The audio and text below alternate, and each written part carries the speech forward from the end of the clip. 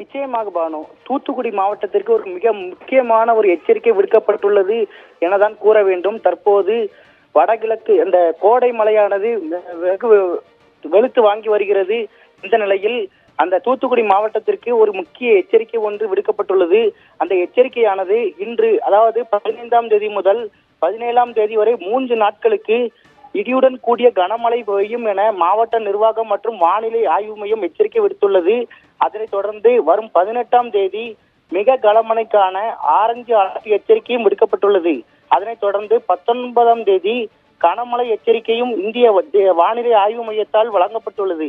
இந்த நிலையில் தூத்துக்குடி மாவட்டத்தின் பிரதான அணைக்கட்டு பகுதியான மருதூர் அணைக்கட்டு, தாமிரபரணி ஆற்றின் அணைக்கட்டு மற்றும் களியாவூர் பகுதியில் இருந்து புன்னக்காயல் வரை செல்லும் தாமிரபரணி ஆட்சி பகுதியில் உள்ள அந்த கரையோர பொதுமக்கள் இந்த கனமழை எச்சரிக்கை விடுக்கப்பட்டுள்ளதால் அங்கு அந்த கரையோரத்தில் குளிப்பதற்கோ அல்லது அந்த பகுதிக்கு சென்று வேறு எந்த செயலிலோ ஈடுபடுவதற்கோ எச்சரிக்கை விடுக்கப்பட்டுள்ளது என மாவட்ட ஆட்சியர் லட்சுமிபதி தெரிவித்துள்ளார்.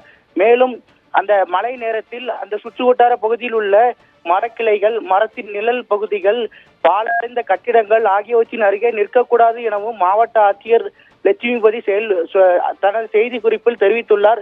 எனவே சுற்றுவட்டார பகுதியை சேர்ந்த அந்த தாமிரபரணி ஆற்றின் பகுதி மக்கள் எந்தவித முன்னெச்சரிக்கையும் இன்றி அந்த அணைக்கட்டு பகுதியிலோ அல்லது தாமிரபரணி ஆற்றின் கரை பகுதியிலோ செல்ல வேண்டாம் என மாவட்ட நிர்வாகம் அறிவித்துள்ளது பானு.